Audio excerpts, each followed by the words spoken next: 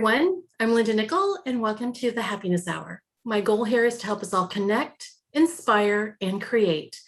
Every week, a new speaker joins us to share a bit of inspiration, creativity, and tips on how you can improve your photography experience. Upcoming presentations can be found on my website at lindanickell.com. Under Happiness Hour, you'll find the links to the YouTube channel and our community blog.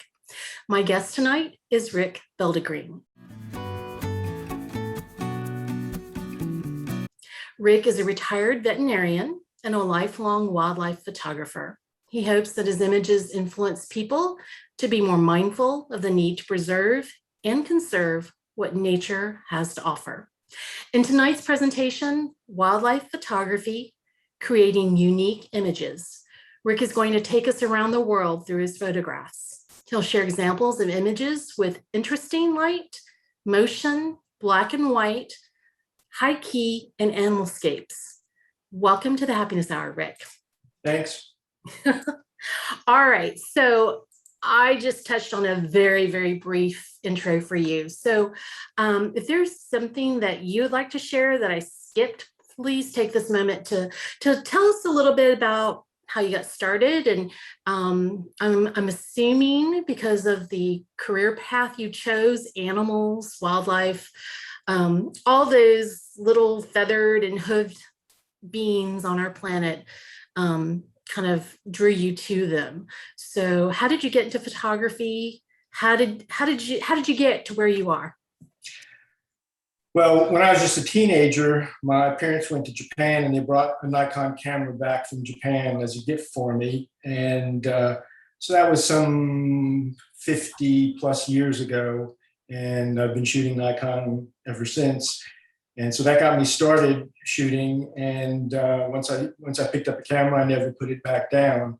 During my career as a veterinarian, I certainly wasn't shooting as much. But when I sold my practice, which is about 10 years ago now, gave me a lot more time to really get much more serious about photography.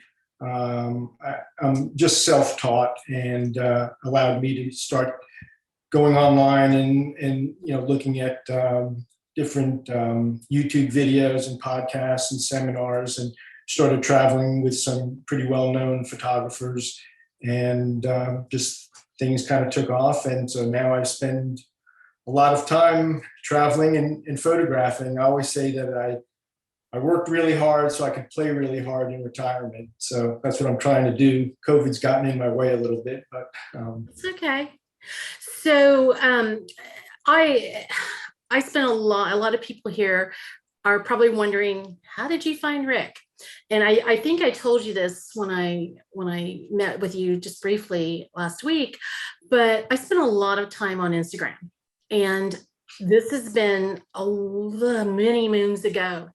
I was just sliding through a feed, and I ran across a photo of these walruses that were it was a pylon of walruses. And, I see, I'm not exaggerating, thousands of photos over a month.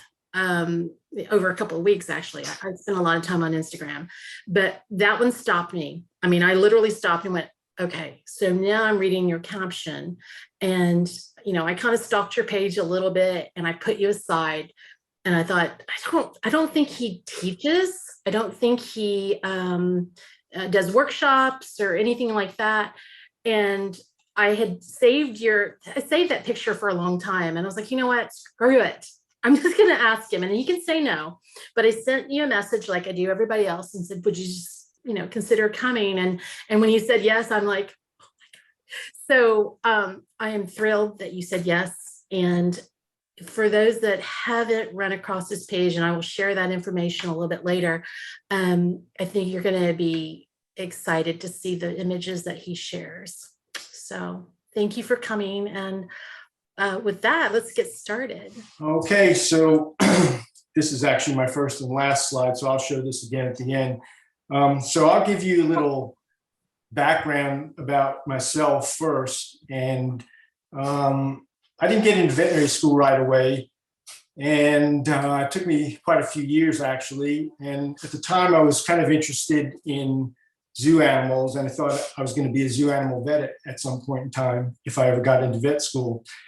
So I lived in New York and went to undergraduate at Cornell, didn't get into their vet school, and I moved to Florida to establish residency down in Florida before their vet school ever opened. And in the meantime, SeaWorld had just opened, so I got a job at SeaWorld and soon became actually the supervisor of animal care for SeaWorld and ended up spending about 8 years there. So that's me with a rescued manatee. We did a lot of rescue work where animals that got hit by boats or that were stranded, whales, dolphins, that kind of thing. Florida Marine Patrol would call us up and we would go bring them back to SeaWorld and try and rehabilitate them. These are a couple of pygmy sperm whales that we got and rehab those. This is me doing a midnight feeding of a baby manatee back in the 1970s. And to my knowledge, this was probably the first baby manatee that was ever hand raised on a bottle. So that was a pretty exciting thing. This was us in Biloxi, Mississippi. We were called to try and capture this manatee that was kind of off course and was in cold water and needed to be brought back to where it was going to have a better chance for survival. So this is us trying to catch that manatee. This is me with the baby walrus. So anyway, those are my early SeaWorld days, and we'll kind of move on from there. I did decide that that's not what I was going to do the rest of my life, and finally did get into veterinary school, and then that's what happened. So anyway, this is a travel map. All the blue balloons there are places where I'll be showing photographs from, places anywhere from Antarctica to the Arctic, and many, many places in between. In my travels, we spend a lot of time in not such luxurious conditions. To me, that's some of the most fun parts of photographing wildlife is being out in nature and kind of roughing it. So I wouldn't say I always rough it, but we've been on some pretty good trips. This was a 10-day wilderness trip in Katmai, Alaska to photograph brown bears. You'll see some photographs from from this area later on, but this is this is a fisherman's shack off the southeast tip of Mexico, about 20 to 30 miles off the southeast tip in the Caribbean. And we stayed in this shack for about 3 nights, sleeping in hammocks. Went to the Arctic on what's called a flow edge trip. We were going up there to try and photograph narwhals. We saw narwhals, didn't really get good photographs of narwhals, unfortunately, but certainly the experience of camping in the Arctic was well worthwhile. So anyway, the way I've divided this talk up is into these different categories. Basically, is kind of environmental pictures or animalscapes, black and white pictures, what I call connections or interactions, high key, light, different kinds of light, motion, and portraits. This is a painted bunting that I took in South Texas. So to get started with animalscapes, obviously in animalscapes, what I'm looking to do is capture a lot of the environment, and the subject, the animal, is usually a very small portion of the entire picture, but obviously still a very integral portion of the image. This was in Katmai, Alaska on that wilderness camping trip that I did. This is another shot from Katmai on that camping trip. Brown bear sleeping in front of a glacier and a rainbow, so I was pretty fortunate. I had kind of ventured off on my own, and the other people I was with were looking to photograph something else, and I came back with the photographs that they were going, oh my gosh, we should have followed you. Moving on, this is an environmental shot of a black-backed jackal in South Africa. Again, he's very small in the scene. The scene, though, is fairly intricate with all the branches. But again, just a good environmental shot, kind of shows where they live and how they kind of blend in with their environment. This was taken on a trip to Chile.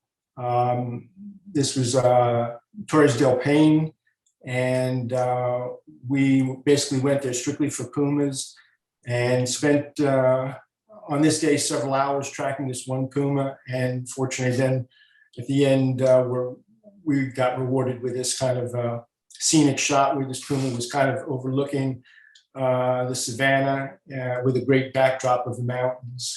So not always that fortunate to get that kind of a scenic picture, but it was well worth the trek on that day.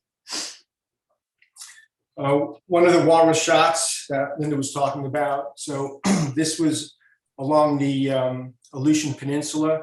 I was actually up in Alaska to photograph brown bears, and a bush pilot told us that he had seen about 3,000 walrus that were hauled up on a beach. And he said he would be willing to fly us there if we were interested. And of course, we just jumped at the chance. So we landed on the beach about a mile down from where the walrus were, hiked up the beach. And fortunately, they were right up against a huge embankment that was probably 75 to 100 foot tall. So when we were about 100 yards from the walrus, we then climbed up the embankment and walked up along the ridge there, and really had to be careful because these guys were very easily spooked. And of course, if we spook them, you can cause a stampede, and then certainly some of the younger walrus are in danger of being trampled and killed. This photograph was literally taken with me on my stomach, again, about 75 feet in the air, just with my camera just sort of hanging over the edge of the embankment, pretty much shooting straight down on the walrus. It was really, really quite a sight to see these guys. This photograph was in South Georgia on the way to Antarctica. This is a king penguin colony, literally several 100,000 king penguins. One of the things that I really like to try and do when I take environmental pictures is, if I have the opportunity, I like to try and get sort of an aerial view. So if there's a place that I can climb up high and shoot down to give a really, broad perspective of the environment, that's what I like. And so this is kind of that perspective, just like the walrus where I was shooting down. So this is a red-eyed tree frog. And again, although this is a macro shot, I actually took this with a fisheye lens, a 10 to 17 fisheye. So I was really right on top of this frog. But using the fisheye, I was able to show the entire environment where this frog lives. So instead of just taking a close-up shot of a frog, which I took many of, I thought it would really be cool to kind of show the whole pond where this guy lived. And so that's what this shot shows. Not a minute after I took this shot, this guy decided that he really liked me, and he just sort of planted himself on my face, and kind of thought that's a pretty cool adornment. Everybody said, "Well, would he have a new earpiece, new earring, iPod, whatever?" So anyway, moving on. So this is another kind of a macro shot of the environment. This is taken in Indonesia. These are anemone fish living or swimming around their environment, which is an anemone. These guys have a symbiotic relationship with the anemone. The anemone has stinging tentacles, and so the anemone fish are immune to that. They can kind of swim in and around the tentacles, but it provides them protection from other fish. In return, the anemone fish clean parasites and other debris off the anemone. But again, this is a wide angle shot showing the entire environment that these fish live in. Another kind of environmental shot showing West Maui Mountains in Maui, where we tend to go there in the wintertime here, which is the time of the year that humpback whales are migrating down from Alaska to calve and also to breed in the warmer waters of Maui. So this is a mother and calf with both doing a fluke up dive with the West Maui Mountains in the background.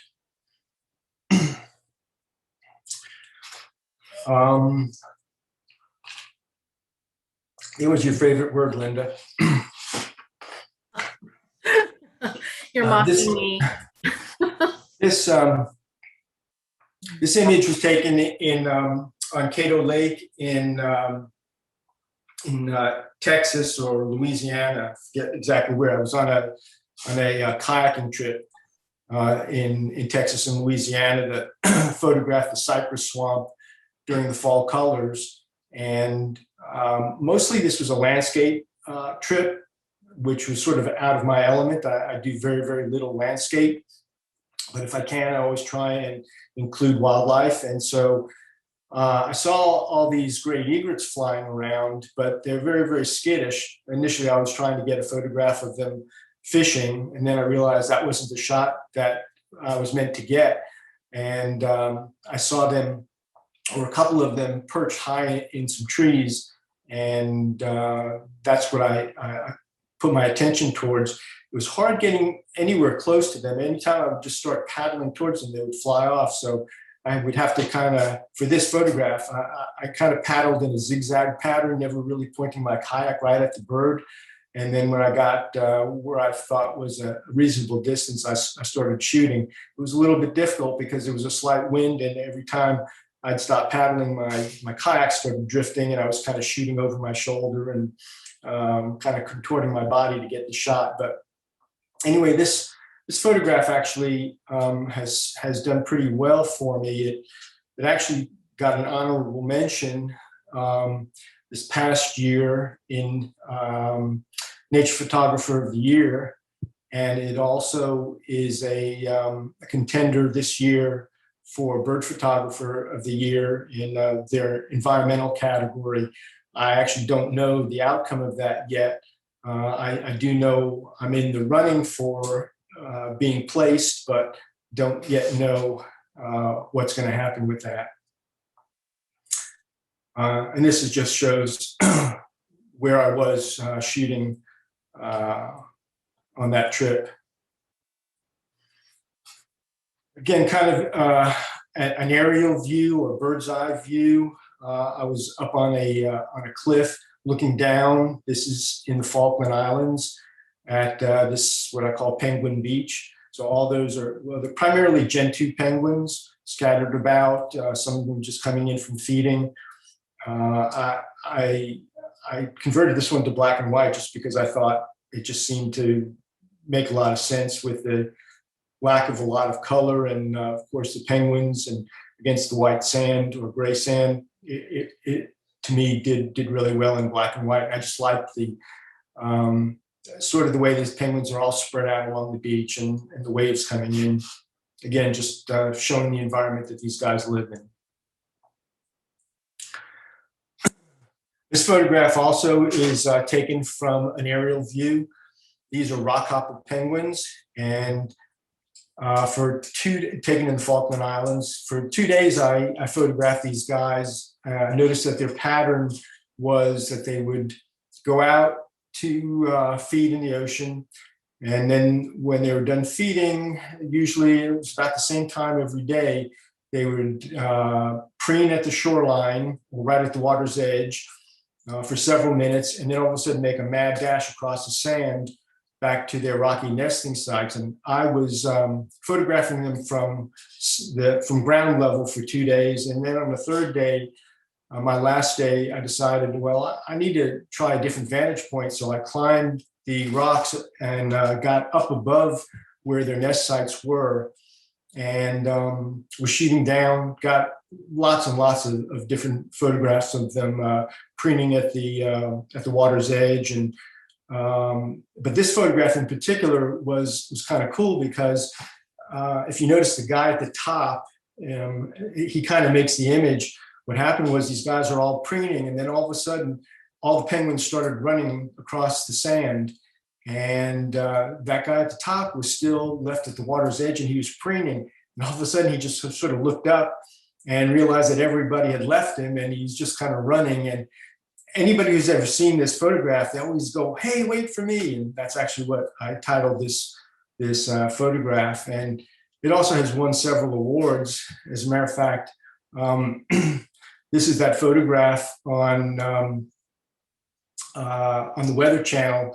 It won a contest called "It's Amazing Out There," and that's Jim Cantori. If anybody is a Weather Channel person, they were showing this photograph on the Weather Channel. So again, this is another aerial shot taken on a brown bear trip, and the rest of the people in my group, they were all down, in the river photographing at eye level, which of course is one of the things that we always do as wildlife photographers. We want to shoot eye level shots, but I thought I had plenty of opportunity to shoot eye level shots of bears fishing. And so I decided to stay up high and shoot down in the hopes that I'd have the bear, running beneath me.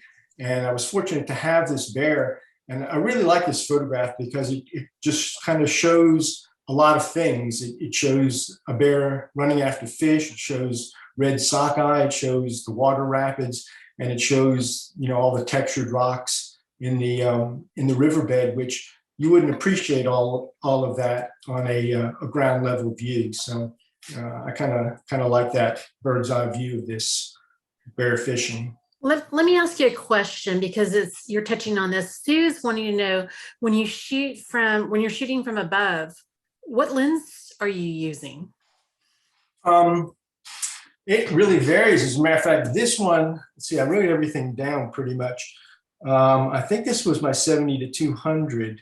Okay. Let me see if I can find it real quick. This was my 80 to 400. So I don't know exactly what focal length I was at, but it really varies. But usually when I'm shooting up high like that, I'm shooting fairly wide. I mean, usually not shooting at a 500 prime lens kind of a thing. It's usually more like with my 70 to 200 or 80 to 400, something like that. Thank you. Mm-hmm. Again, another environmental shot. This is in Bosque del Apache, New Mexico. This is sandhill cranes at just before sunrise. Still kind of stationary, very slow shutter speed. We didn't have a lot of light. This was taken, I think, at a 50th of a second on a tripod. We'll move on to black and white. Polar bears obviously are a good subject for black and white because it's pretty much all black and white. This was a photograph in Nairobi National Park. A couple of lionesses walking down the road with one lone cub. I tried this in both black and white and color, and it just seemed to work for me better in black and white. So, a lot of times when I shoot, I'm thinking about things like, do I want to do wide? Do I want to do motion blur, things like that? Black and white is usually not something that I'm thinking that much of in the field. On occasion, I do, like if I'm shooting an animal like a zebra, something with high contrast, I might be thinking, how will this look in black and white? But most of my black and white shots, it's just a kind of a post-processing decision. I'll just try it and see if I like it. And if I do, I do. Same thing with this. These are some vultures. I just kind of like this in black and white. I like the texture of the feathers in black and white. Just seem to work for me. I like the position of the heads of the different vultures. They're kind of all looking in different directions, doing different things. One guy's preening, one guy's looking left, two are looking right. So I just sort of like that shot in black and white. This was taken on a fairly recent trip to Costa Rica. One evening I went on a on a walk by myself with my headlamp. There was a little pond out in back of the lodge where we were staying, and it was a great place for tree frogs. But actually, around this one little pond, which couldn't have been more than about 15 or 20 feet across, I found 5 eyelash vipers in the trees. And so this is one of them. They're really, really small eyelash vipers. They're highly venomous, but they don't really strike out. I mean, unless you were to kind of brush into one of the branches where it was hanging, that could be a problem, I guess. But anyway, this guy, I photographed him. I was very, very close, and he certainly didn't mind and didn't move at all. I really like this photograph in black and white. Again, polar bears are great for black and white, but this was after a fresh snow, and there's all this tall grass sticking out of the snow, and I thought it made just a great contrast. I like the textured effect of the grass against the snow. Kind of, to me, gave the impression of sort of a pen and ink drawing. Giraffes I always like to try in black and white. I just think that they're good subjects for that. One of the things I like about this photograph is the curvature of the giraffe's neck. It kind of wraps around the tree in the background, and kind of like his open mouth. So again, just I thought it was a good application for black and white. This was taken on a diving trip in the Sea of Cortez, and there's lots and lots of sea lion colonies in that area, and so photographing sea lions was really a blast. And in this photograph, these guys were all basking at the surface. So in the right-hand portion, upper right-hand portion of the photograph, you can see bubbles, and those are my exhaled bubbles from my regulator. On the bottom right, you can see all those little lines. Those are all little minnows in the water. And of course, everything else are the silhouettes of the sea lions. And again, of course, silhouettes are always great to try in black and white. Another black and white underwater shot. This is a whale shark that I photographed in Mexico. And this guy swam right beneath me. Whale sharks are so large, it's often very hard to get the entire whale shark in one photograph. Usually you're just getting sort of a portion of a shark, because they're a good 25 or 30 feet long. But this guy swam directly beneath me. If you look on his left fin, those 2 little white fish, those are remoras. They're like little sucker fish that you'll see swimming along with whale sharks and other sharks and other types of fish as well. So it did well in black and white because those little remoras stuck out very well. Also, what I liked about the black and white is obviously the whale shark is spotted, and so that was a nice contrast. So this photograph is, I was just notified about 2 weeks ago that it's in the semifinal round of the African Nature's Best photography competition, and hopefully should know something about that sometime in September. This is probably not, I mean, it wasn't great technically. As a matter of fact, it's not really tack sharp. And that's one of the reasons I like it in black and white, because black and white photographs seem to be very, very forgiving. It's a little bit grainy, and black and white oftentimes lends itself to grainy pictures. As a matter of fact, sometimes they really even embrace graininess. But I think the big thing about this photograph is that it tells a great story, and I think that's probably why it's made it through the competition so far. And so the story about this is that I'm kneeling in the grass there, photographing this gorilla family, and suddenly the silverback appears, and he breaks off this piece of bamboo, and he stands upright. And he just kind of walks right through the middle of the family group. And as you can see, the other members of the family are kind of reaching out their arms, almost as if to touch him. And as he walks by, almost like to pay homage to the silverback in charge of the family group. So that's just sort of the story that this tells. And again, anytime we can tell a story with one image, that's a real plus and something we always aim to do. So again, another one of the shots in the Falkland Islands taken from up high on the cliff. And again, I thought this did very well for black and white. Particularly, I like the reflections of all the penguins in the wet sand. And in color, it's nice, but I think it's much more striking in black and white. And again, I just really love the sort of the bird's eye aerial view aspect of the photograph. In that particular image, I like the way that they mimic the line of the penguins against the line of those waves. That's just classic. It's beautiful. Yeah, thank you. So now we'll move on to the next category, which I've kind of labeled as connections. And those would be intimate interactions between either multiple animals in the same shot, or interaction between animals and the environment, or interaction with animals and me. And usually that interaction with me is where there's eye-to-eye contact.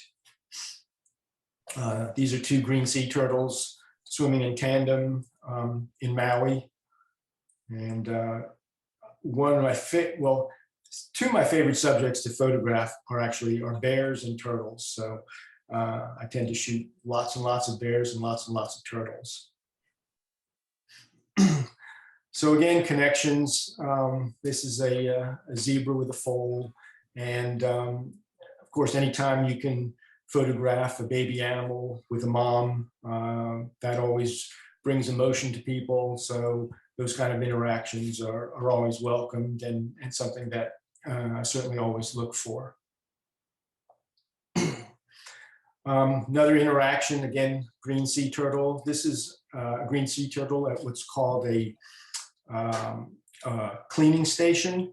And so there are particular areas on the reef where animals like turtles, but other larger fish will go to be cleaned. And what that is that there are particular fish that hang on those reefs. And when the animals come to be cleaned, they just sort of present themselves. And this turtle is just sort of hanging suspended in the water, neck up, just very relaxed. And the fish, you can see the fish around his neck, they're basically just eating dead skin and parasites off the turtle. You can photograph eels on these reefs with their mouths open, and you'll see little cleaner shrimp inside their mouth, and again eating bits of dead skin and parasites, things like that. So interactions like this, where you see animals cleaning each other on the reef, are great connections and interactions. Again, interactions between moms and babies. This is a gentoo getting ready to feed its chick, leaning over it. So that kind of interaction, again, is always nice to see. This is sort of one of those interactions between the animal and me. And I'm sitting in a safari jeep, and this bull elephant is just walking straight ahead, looking straight at us. And I'm expecting the driver at any moment to start the vehicle, and back up, because I mean, he's not charging us, but he's just walking right at us. And I just figured, well, the guy's going to move back anytime soon. Well, he didn't. And the elephant walked up to the vehicle, placed his trunk on the hood of the car, kind of sniffed around, then walked around the side of the Jeep where I was sitting. And I mean, I was so excited. I was trying not to look directly at the elephant. I was just kind of trying to look at him out of the corner of my eye. He was so close, literally, if I had reached out my arm, I could have touched his tusk. And then he just kind of sniffed around and then passed. And when he passed, I said to the driver, I was really surprised you didn't move. And that's the beauty of being with people who really know what they're doing. He said, he could read the behavior of the elephant. He said the elephant was very, very relaxed. He was, not showing any signs of aggression, any signs of being pissed off at us. And so he said, I just knew that this was going to be a great animal interaction, and it was. And so one of the biggest tips I have for people when they ask me about going in the field is, I always look for guides who, have tremendous experience, and they can make or break your trip for sure. Again, intimate interactions. In Rwanda, this is a gorilla with a fairly newborn infant in its arms. Just the little infant's eye just staring right at the mom. And I really like the way the mom's hand is beneath his head, and you kind of just see its fingers. It just all kind of flows together. So, I love this interaction. Another kind of interaction eye to eye with me, the photographer, but also interaction in terms of, the gorilla's finger in his mouth, kind of like he's chewing his nails. I just, kind of love that expression that he has. Another interaction, this is really not an interaction with me. This gorilla is actually looking through the vegetation at some of the family members of his group. I'm actually off to the side, but very, very close to this guy. But just the intensity of his eyes, and again, I love kind of the fingers kind of placed around his face. All just adds a lot of interest to the photograph.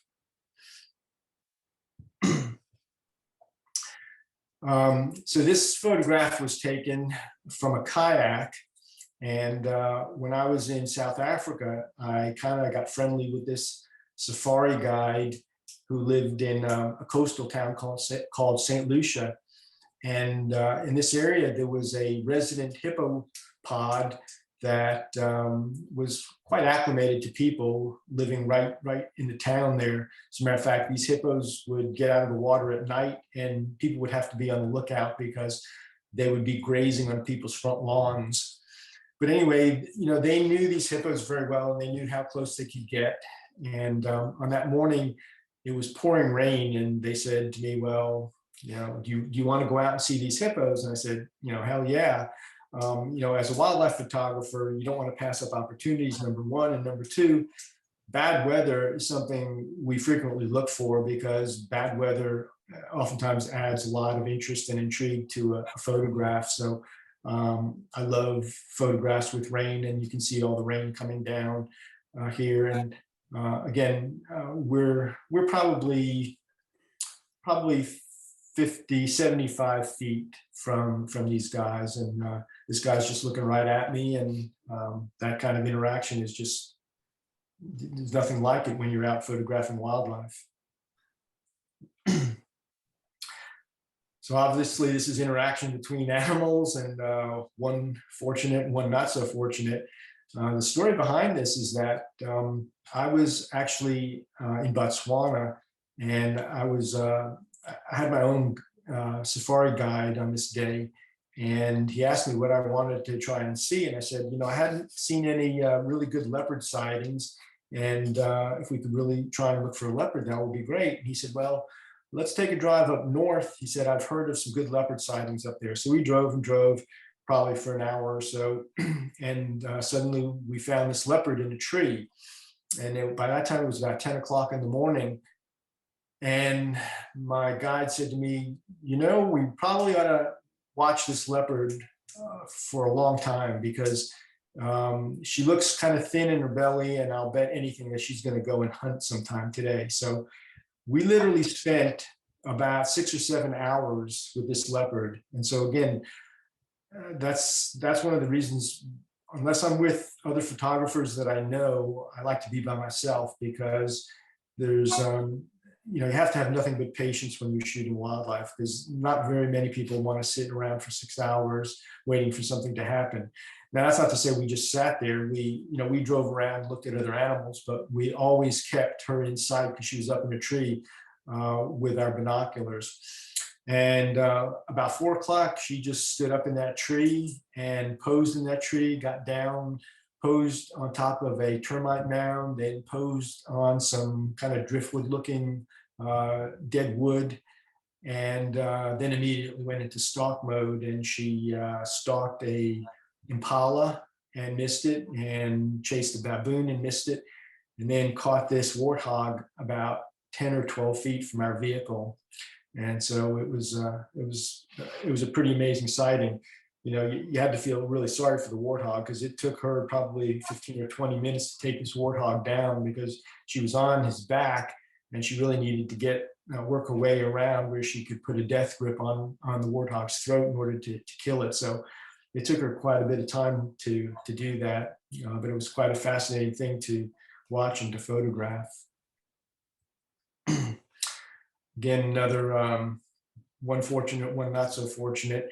One of the things about these kind of pictures is sometimes you can't help it, but most times I try not to show too much gore, in terms of most people don't want to see intestines hanging out and that sort of thing. So, I try and either crop it in the field appropriately, or in post-production, to kind of show the story of what's happening without showing too much gore. Obviously, you're not going to do anything about all the blood on the lion's face, and that's what tells the story. And most people can handle that. They just don't want to see all the guts hanging everywhere. So kind of like that image that kind of tells a story just with that hoof and part of the thigh, and you see that glare of that lion and the red face. Again, another mother cub, not so much interacting with each other here, but both looking at something. They weren't actually looking at me. There was something that had caught their attention, but it just kind of a nice comparison between mom standing there and the cub just barely visible in the grass, looking out in the same direction. This is a spadefish that I photographed in Indonesia. And again, this fish are really, really hard to photograph, because they don't really like to be approached. As soon as you swim towards them, most of the shots you get of fish are of tail fins and not faces. But this particular fish was very interactive and almost seemed to enjoy kind of swimming around me. And so I thought it was a great shot, in that he was really, really focused on me, looking right at me. And again, I just rarely see that with fish. Anemone fish are a fish that you can usually get good headshots and eye shots of, because they tend to hide within the anemone, and then they're always peering out. So you get these kind of really cool shots where they're partly covered with the tentacles, but their eyes are kind of peering out from the safety of the tentacles.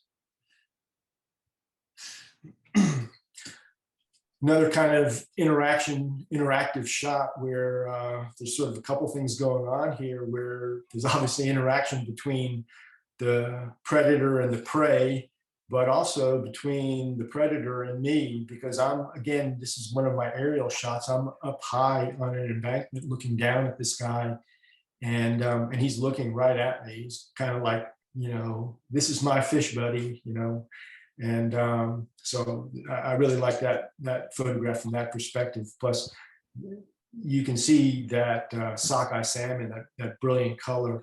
That's why I mentioned that other photograph where that bear hat was cradling that fish. It looks really good in color as well, because of the brilliance of the sockeye salmon.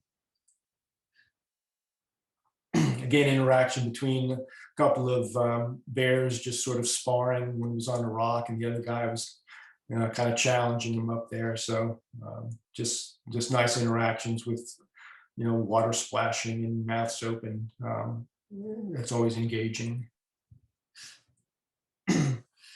Another good interactive shot. This is sort of my hide and seek bear. This is a cinnamon black bear photographed in Minnesota. And he's just kind of looking from behind the tree at me, as if like, can you really see me? So that guy's expression, I thought, was just really nice. Again, interaction between predator and prey. This was people who've been there probably might recognize the area. This is in Brooks Falls, and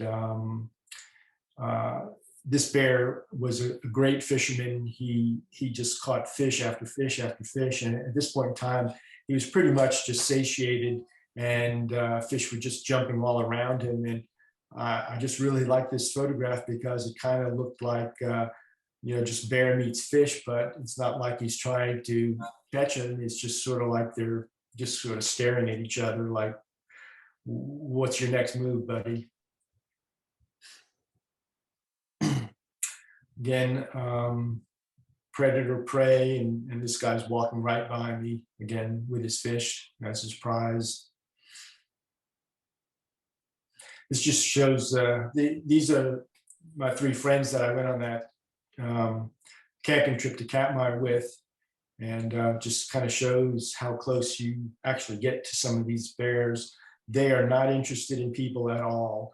They are strictly focused on salmon. But Julie, the person on the left, this was her first bear encounter, and she was so excited to see bears, but you can see the expression on her face is like, "Are you sure this is safe?" She had this kind of anxious, worried look, but very, very excited. Bear just walked right by them and went into the water and started fishing. And so these bears sometimes can get so comfortable with you that it's really an amazing animal experience. This sow with her 3 cubs actually would, and I kid you not, she would leave these cubs with us to babysit.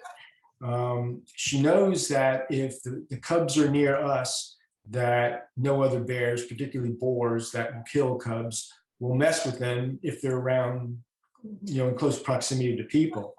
So when I say she would let us babysit them, she literally would go downstream a good quarter to half a mile, to where we could barely see her, and she'd be out fishing, and these cubs would be sitting, playing 50 feet from us.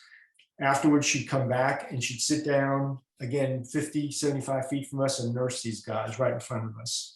So it's amazing how smart they are, and how what kind of good interactions you can have with these guys. People are always saying, don't be around a sow with cubs because they're really dangerous. Well, they can be, obviously, but in this part of Alaska, they're not that dangerous from the perspective of bears or people and their cubs. If you go more into the interior of Alaska, like Denali, it's much more of a problem because the bears there are not nearly as acclimated as the coastal bears are. The coastal bears see photographers and see fishermen all the time, and so they're just part of the landscape. Whereas in places like Denali, the bears are much more opportunistic feeders. These bears are focused on fish. The bears in Denali kind of eat whatever they can, and people could be on the menu in a place like that. So you kind of have to have some knowledge of the animals and how the animals react in certain parts of the country, because a bear, again, on the coast, is not the same as a bear in the interior of the state. Again, another interactive shot, but also an aerial shot. This again was taken from up above instead of kind of at eye level. And again, I like that aerial kind of perspective because you can see all the rocks in the rapids and the bear, and you can clearly see the bright orange salmon. Whereas if I was at ground level, good chance you wouldn't see that fish, or at least wouldn't see it quite so well as you do in this photograph. How are we doing with time? I don't care. Keep going. Oh, okay. So let me see. Yeah, I guess I'll speed it up a little bit. This was photographing American crocodiles in Mexico. And again, just good interaction. Croc looking right at me. I was actually very safe in this picture. I was in a boat shooting right down at him. Again, interaction between mom and chicks. good family interactions here. The gorilla on the left of the screen there, he was very, very close to me, as you can tell how blurry he is. So you can get very, very close to these guys. Gorillas are so, so gentle. It's just amazing. They're so, so powerful, but yet they are just really, really docile animals. Unlike chimpanzees, which can be much more dangerous than gorillas in the wild. Again, just the interaction and little baby throwing a temper tantrum there. This is mom and calf humpback whale I photographed in Tonga in the South Pacific. And I was fortunate enough to have this kind of interaction. That was me at the front of the humpback whale. My friend took that photograph. So this whale just approached me. And he actually ended up kind of giving me a little bit of a ride. He sort of pushed me around for a little bit. Again, it wasn't scary at all. The whale was just very, very inquisitive and just an all-around great, great animal encounter. I mean, it's something that I'll just never forget. And I was fortunate that one of my friends was able to capture that photograph for me. Again, just interactions between moms and babies, always fun to see that.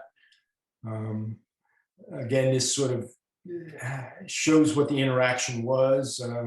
We don't see a bunch of guts laying out on the ice, but we all can understand what has just happened just from the photograph. The polar bear, you know, with a red face, he's just had a belly full of seal. Again, very close interaction between bear and photographer. I've been to a place called Seal River a number of times, and that's one of the few places where you actually are allowed to, with a great guide, to walk with polar bears. And people think that polar bears are somehow much, much more dangerous than other bears. And in my experience, they've been pretty much like other bears, brown bears, etc. I mean, I wouldn't want to be on an ice floe with a polar bear by myself, but in this kind of a setting where you're with several other people and you're just kind of all stuck together as one big biomass, the bears are just much more inquisitive than anything else. Interaction, bears just, this is not a real fight. This is just kind of sparring. This is in Svalbard, Norway. Just kind of was able to capture this guy as he's looking down into the water. Not really looking at his reflection, probably just sitting there waiting for a seal to pop up. Interaction between pumas. These are all puma siblings. When I was there, we were fortunate that there was this family, because pumas generally are solitary. And these were subadult cats that were probably pretty soon to be kicked out and to go on their own. But for right now, the 4 cats were still with mom, and we were able to photograph these guys together fairly regularly. So that was a really great sighting for us. And we were really, really close to these guys. In this area in Torres del Paine, they just have become quite acclimated to seeing people. And not that there's a ton of people, but in this area, there's been enough people that have been tracking them that they're really comfortable around people. Again, sea lions, they're really fun to photograph. This was, again, in Sea of Cortez, and sea lions are very, very inquisitive. And this guy was just literally poking his nose right in my face. And I mean, I just love these big, huge, round puppy dog eyes that he has in this photograph. So this photograph, technically there's nothing, I don't think, that great about it, but this photograph actually won the wildlife category of Nature's Best this year. Oh. And I think it's probably more because of the story that it tells. It's just a unique image that probably hasn't been captured all that much. And the story behind this basically is that these are 3 out of the 4 puma siblings that you saw in the previous photograph. They were just kind of resting on this rocky hill, and these 2 guanacos, which are the primary food source of pumas in this area, were on an adjacent smaller hill, and they actually started alarm calling because they saw mom approaching. She was way, way, way off in the distance, but they were really intent on looking at her, and suddenly they ran down from the hill that they were on and appeared at the top of the hill where these puma cubs were. They were totally unaware that the puma cubs were there. They just ran up that hill, presumably because it was a taller hill, and they wanted to get a better vantage point of the savannah to see the approaching puma mom coming. Well, the puma cubs immediately went into stalk mode.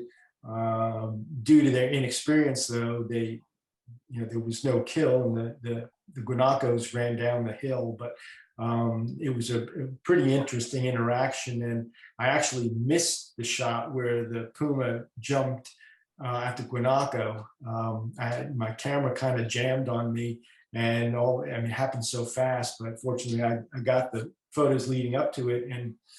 And anyway, this photograph won Nature's Best this year, which was quite an honor for me.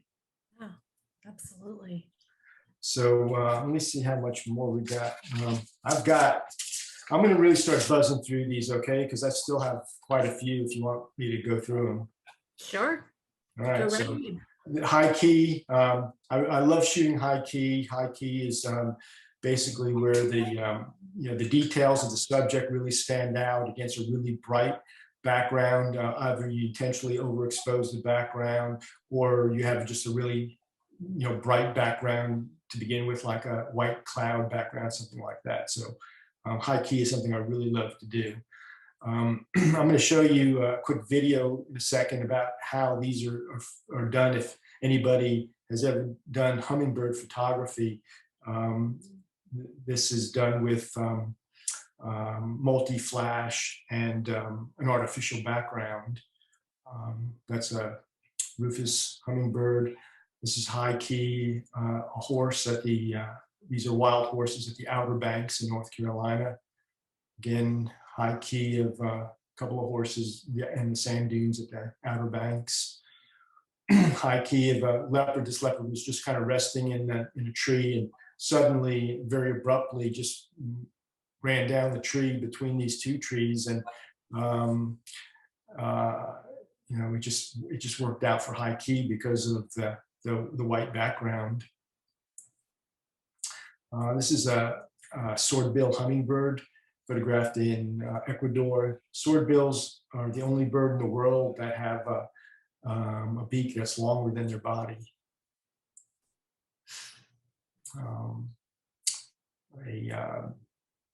A black-chinned hummingbird, calliope hummingbird, broad-billed hummingbird, brown bear high key, elephant feeding in some trees, again high key. I was actually in a little trench beneath this guy, so I got a good kind of vantage point shooting up at him.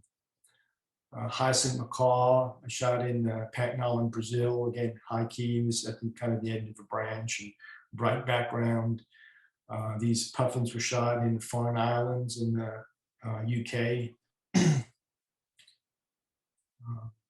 Light, golden light. Of course, everybody loves golden light. These were photographed in Botswana at sundown. Polar bear on Hudson Bay with amazing light. We were so fortunate that morning. This was sunrise, and that's all ice fog in the background. Ice fog created with water that's not yet frozen, so it's warmer than the really cold air temperature, creating this fog. More ice fog and really beautiful golden light. Photographed on a diving trip. That's a lemon shark fin. I just kind of laid down on the transom in the back of the boat on my belly, and I noticed that these sharks were kind of swimming around, and was fortunate to get this shark fin against the sunrise. Just sort of dappled light. almost as a natural sepia kind of a photograph, but it wasn't processed as sepia. Just sort of some golden light, sort of a camouflage cheetah walking through some golden grass. Herd of buffalo walking out of the forest in the morning, creating all this dust. So you have this one buffalo that kind of moves to the forward of the group, and the guys in the background are still kind of fuzzy in all the dust. This photograph actually also won honorable mention in Nature's Best about 2 or 3 years ago.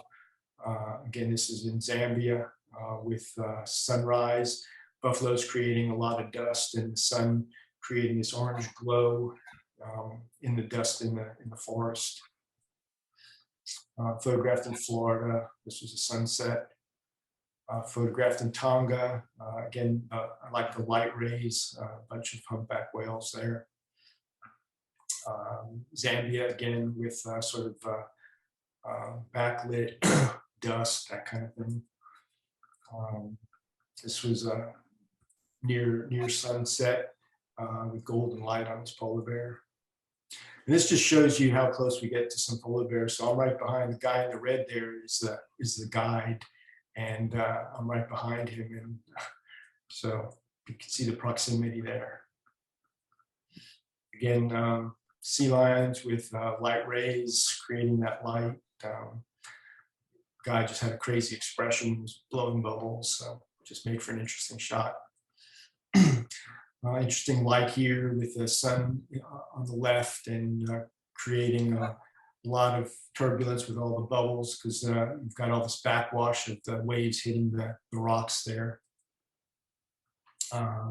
This is again sunset in Florida, great egret. Motion, I'm going to kind of buzz through these. Motion is both stop action and blurred, so I like doing a lot of blurs. So this is a photograph of a butterfly using what's called rear sync flash. So his body is in focus, but you can see the blur of his wings there.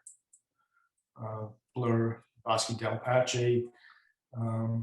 Again, okay, so real quick, I'm going to show you, in case nobody has ever seen how these photographs are done. This is how you do these photographs of, so there's 4 flashes. It's in slow motion now. So the guy's feeding, now he backs up, and he's in with those flowers, and you see the flash just went off. So again, so that's how a high key, and you can use other kinds of backgrounds you've probably seen, but so that's how this image was made, just in this video. Again, motion, bear standing in the falls. He was so stationary. I used a very slow shutter speed in order to blur the water. Again, stop action. So this is the same kind of photograph, only using a colored background. This is strictly handheld, no flash, natural light. I use a very, very slow shutter speed. Hummingbirds, when they're feeding, usually will keep their heads extremely still, but their wings beat at 50 to 75 times a second.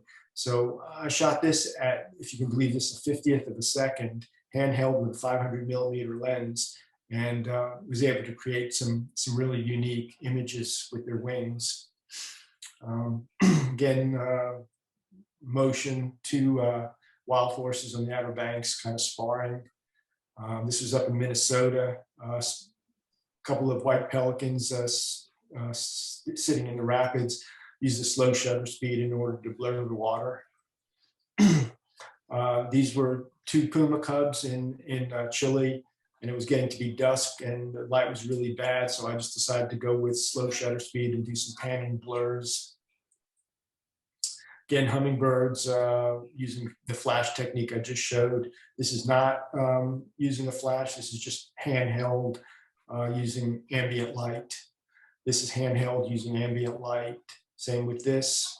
And again, these are just really slow shutter speeds. So I never would have thought you could shoot hummingbirds at a slow shutter speed and get clear pictures. And I experimented with a lot of different shutter speeds, everywhere from about a 500th of a second down to about a 15th of a second. And you can really get some interesting wing patterns, but really, really clear eyes. Sea lion, I use some slow shutter speed with these guys, so his face is pretty sharp, but it shows motion in his flipper. Owls,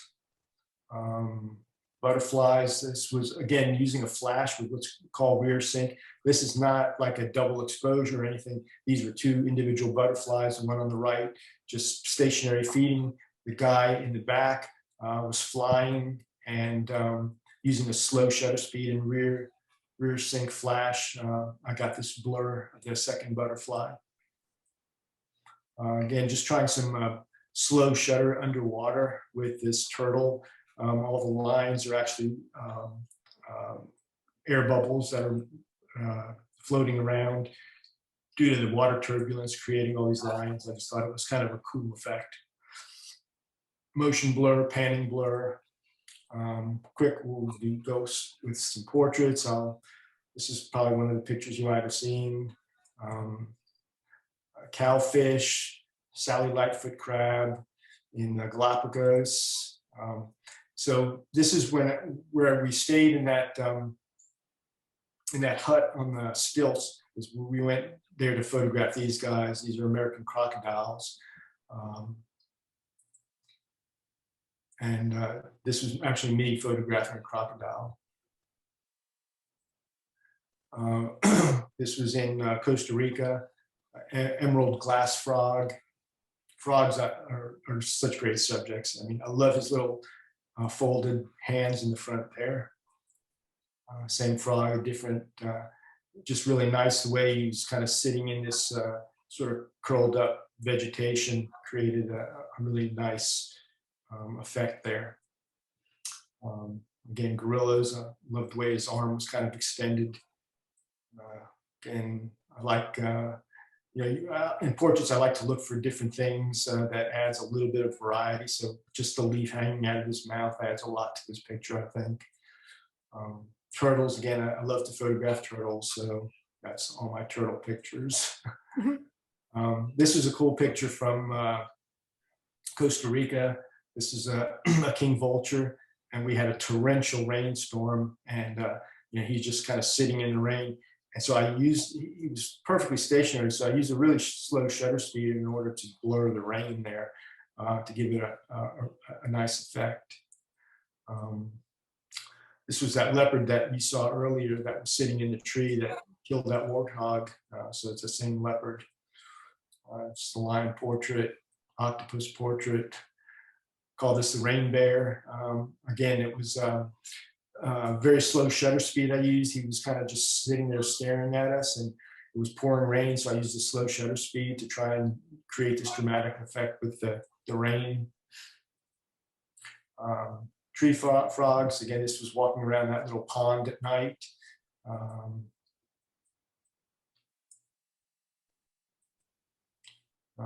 Kind of shark portraits. Particularly think that the guy on the bottom, sort of the photo bomber there, adds some interest to the photo, as does the shadow on top is the boat. Again, same thing with that.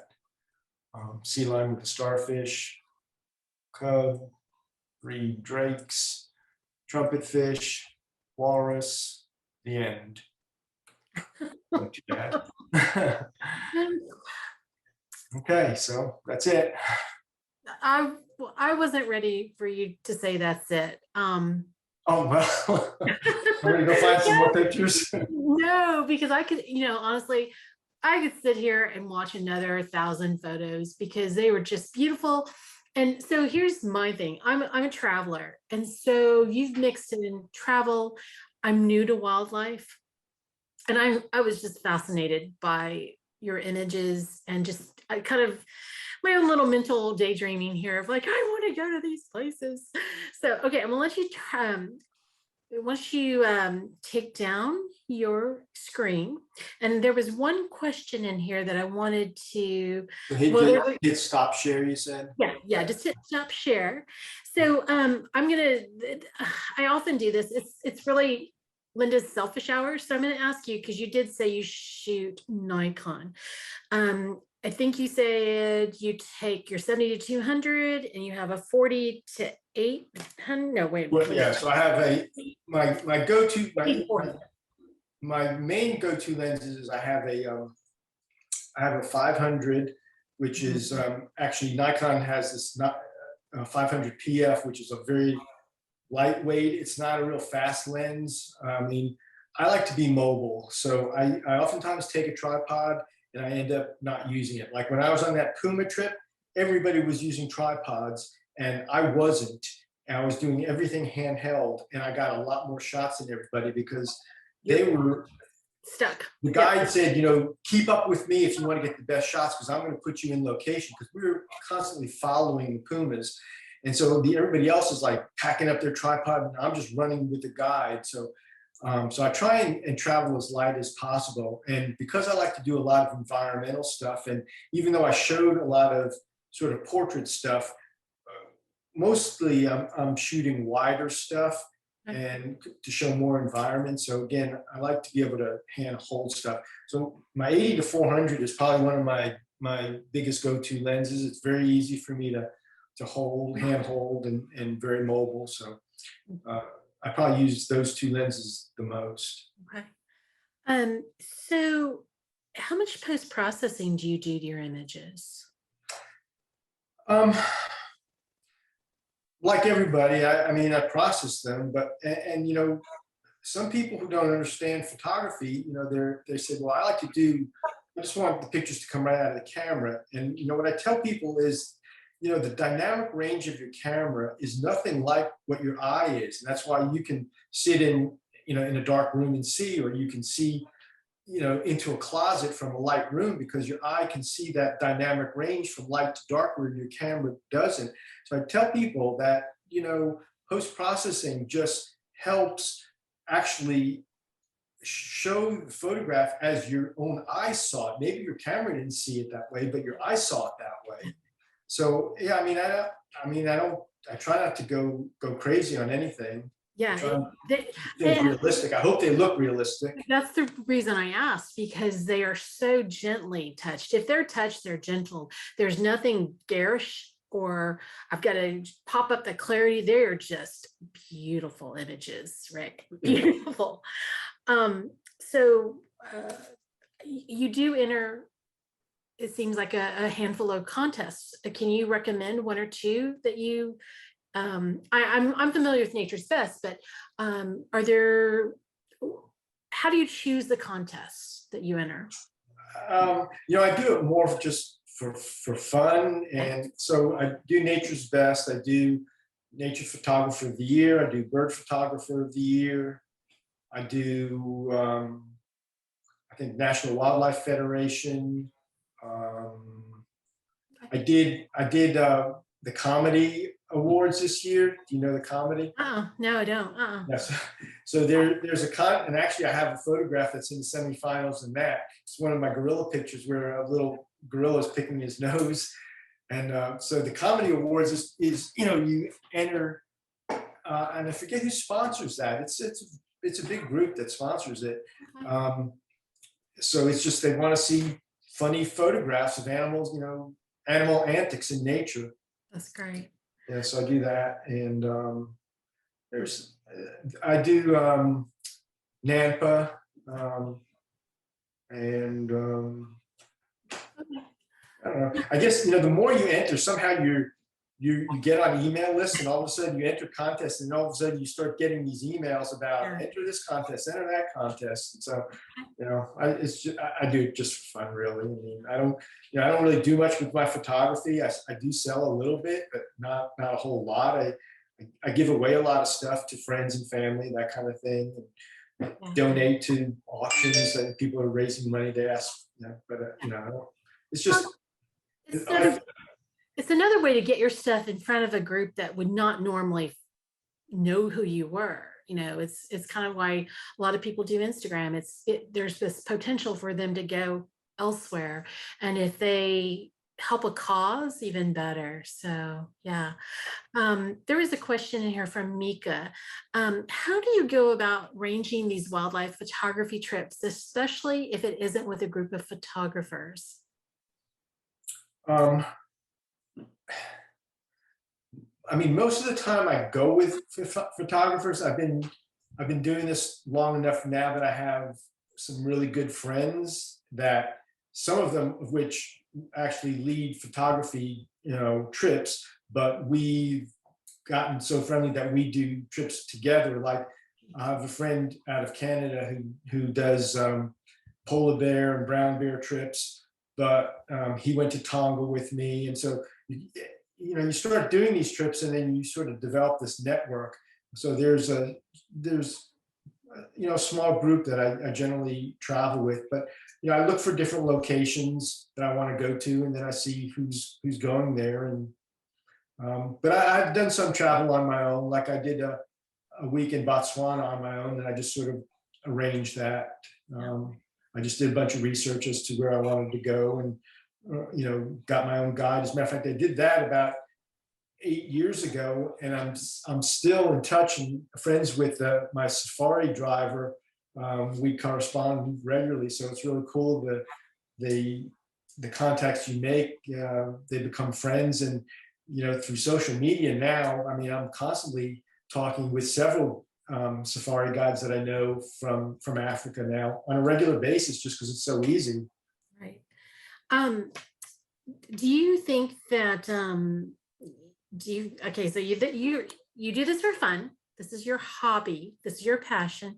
Do you see yourself being a wildlife photography guide or a tour leader? No, it's, I want to like I said, I worked hard as a veterinarian so I could play hard, but I don't really want to. People have said that to me. Well, why don't you just guide and you can probably make some money. And fortunately, I'm in the position where I don't need to right now, and I don't need that hassle. I was telling you before the presentation that I am doing this sort of thing to Namibia, and that, if nothing else, has kind of cured me of wanting to guide, because just that whole fiasco with trying to arrange that and then everybody canceling, and it was just a mess. And I just want to go have fun and shoot, not have to worry about if somebody else is having a good time or not. I don't want to have to worry about them. Yeah. Okay. This personally was a presentation for me because I'm brand new to wildlife, and you kept showing. I think John Shitty said it was he's trying to look for the like button, because after picture, it was just beautiful, and they were, and Thank you. I it was my introduction to you was through that walrus photo. And I'm like, dang, I didn't know you had all this other stuff. So it was beautiful. Thank you so much for coming and taking a chance on me and saying, yeah, you'll do a presentation, because Yeah, no, I enjoyed it. Thanks for asking me. yeah, I'm gonna say this next year, at the end of next year, after you've got a couple more trips under your belt, if you would like to come back and share some more of your photos and your stories, you are welcome to at any point. You just tell me when you want to come, because I don't care if it's just me and you. I'm just captivated by these stories, and I need to get better. I need to get better at my camera before I can put myself in those trips, but I'm getting close. Well, no, I mean, that's, you shouldn't think that way. I mean, yeah.